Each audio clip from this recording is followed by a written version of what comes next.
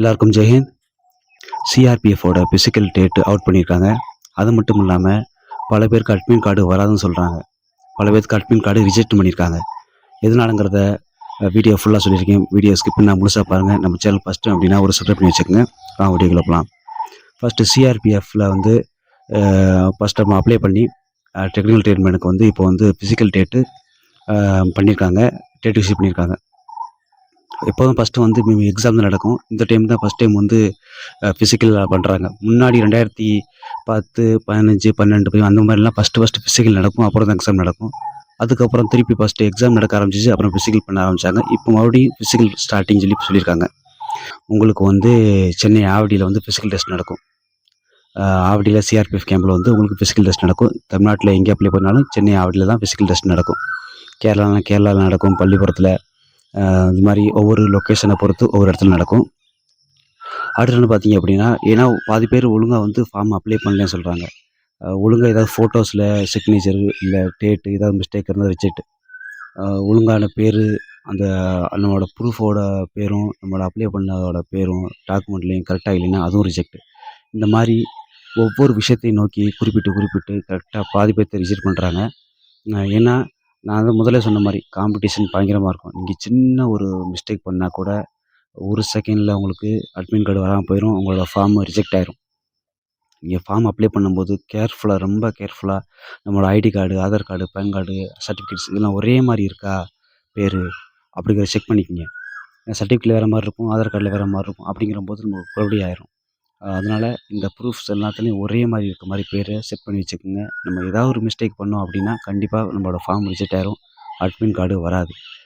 ஏகப்பட்ட 9000 சில்லற வேகன்சி. அதனால் ஏகப்பட்ட பேர் அப்ளை பண்ணியிருக்காங்க. அதனால் முடிஞ்ச அளவுக்கு சின்ன மைனூரான கண்ணுக்கு தெரியாத மிஸ்டேக் இருந்தால் கூட ஒரு புள்ளி, ஒரு இனிஷியல் மிஸ்டேக் மாதிரி முன்னாடி பின்னாடி இனிஷியல் ஏதாவது ஒரு மிஸ்டேக் இருந்தால் கூட நம்ம சர்டிஃபிகேட்டுக்கு எதுக்கு சம்மந்தம் இல்லாமல் இருந்தால் கூட ரிஜெக்ட். ஃபோட்டோவில் டேட்டு போடலன்னு ரிஜெக்ட், கையெழுத்து போடலன்னு ரிஜெக்ட். அந்த மாதிரி சின்ன விஷயத்தெல்லாம் குறிப்பிட்டு ரிஜெக்ட் பண்ணுறாங்க. அதனால் கரெக்டாக செக் பண்ணி பொறுமையாக பண்ணுங்கள். இப்போ வந்து ஃபிசிக்கல் டெஸ்ட்டு ஆவடியில் நடக்கும். ஆவடியில் நடந்து முடிஞ்சதுக்கப்புறம் அடுத்த எக்ஸாம் அலாட் பண்ணுவாங்க. இது வந்து ஜூலை மாதம் வந்து உங்களுக்கு எக்ஸாம் ஃபிசிக்கல் வரப்போகுதுன்னு சொல்லியிருக்காங்க. ஜூலை மாதத்துக்குள்ளே உங்களுக்கு அட்மிட் கார்டு உங்களுக்கு வந்துடும். அதனால் உங்களுக்கு 5 கிலோமீட்டர் ரெடி ஆகிறவங்க, 1500 மீட்டர் ரெடி ஆகிறவங்க இதெல்லாம் ரெடி ஆகிக்கிறங்க. ஃபிசிக்கல் கண்டிப்பாக நீங்கள் ப்ராக்டிஸ் பண்ணாமல் 5 கிலோமீட்டர் விட முடியாது. குக்கு, வாட்டர் கேரியர், வாஷர்மேனு, பார்பரு இந்த மாதிரி ட்ரேடுக்கெலாம் 1.5 கிலோமீட்ரு, 600. மற்ற டிரைவரு, ஃபிட்ரு, கார்டனரு, கார்பெண்டரு, மோச்சி, பெயிண்டரு, பிகிலரு, அப்புறம் உங்களுக்கு பேண்ட்டு, பிபி பேண்ட்டு இந்த மாதிரி மற்ற ட்ரேடுக்கு எல்லாத்துக்குமே உங்களுக்கு 5 கிலோமீட்ரு. அதனால் பக்காவாக ப்ராக்டிஸ் பண்ணுங்கள். நீங்கள் ப்ராக்டிஸில் இருந்திருக்கணும். ஏன்னா திடீர்னு அட்மிட் கார்டு இஷ்யூ பண்ண போகிற நேரத்தில் நீங்கள் ப்ராக்டிஸ் பண்ணிங்கன்னா 5 கிலோமீட்ரு உங்களால் கம்ப்ளீட் பண்ணவே முடியாது. 5 கிலோமீட்ரு ஓடவே முடியாது. ப்ராக்டிஸ் எல்லாம் ஓட முடியாது. அதனால் அதை மைண்டில் வச்சுக்கோங்க. கண்டிப்பாக உங்களுக்கு வந்து இது பாசிட்டிவாக அமையும். இல்லை நம்பிக்கையாக இருங்க, கண்டிப்பாக அட்மிட் கார்டு வந்துடும் அப்படின்னு. அதனால் மிஸ்டேக் பண்ணாமல் கரெக்டாக ஒவ்வொரு ப்ராசஸ் பண்ணுங்கள். ரெகுலராக ப்ராக்டிஸ் பண்ணுங்கள். கண்டினியூ ப்ராக்டிஸ் பண்ணால் தான் பாஸ் பண்ண முடியும். ஏன்னா பயங்கரமான காம்படிஷன் நடக்குது இங்கே. 9000 வேகன்சிக்கு கிட்டத்தட்ட எப்படியும் 10 லட்சம் பேர் அட்டன் பண்ணுவாங்க. அதனால் கண்டிப்பாக ப்ராக்டிஸ் பண்ணுங்கள். ஹார்ட் ஒர்க் பண்ணி கண்டிப்பாக பாஸ் பண்ணிடலாம்.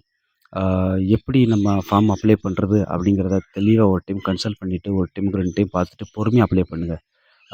அடுத்தது பண்ண போகிற ஆர்பிஎஃப்பும் சரி, எஸ்எஸ்ஜி 2027ம் சரி, இந்த மாதிரி டெல்லி போலீஸும் சரி, தமிழ்நாடு போலீஸும் சரி, இந்த ஃபார்ம் ஃபில் பண்ணுறது ரொம்ப கேர்ஃபுல்லாக ஃபில் பண்ணணும். ஃபார்ம் ஃபில் பண்ணுறதுனாலேயே பல பேர்த்துக்கு அட்மிட் கார்டு வராமல் போயிடும். உங்களோட ஃபார்மு ரிஜெக்ட் ஆகிறதுக்கு வாய்ப்புகள் அதிகமாக இருக்குது.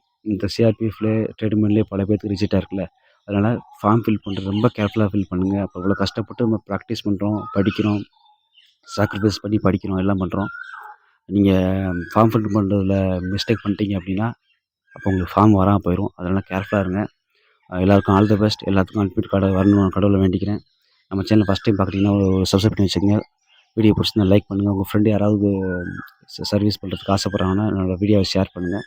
அடுத்து ஒரு சூப்பரான வீடியோ சந்திப்போம். நன்றி, வணக்கம்.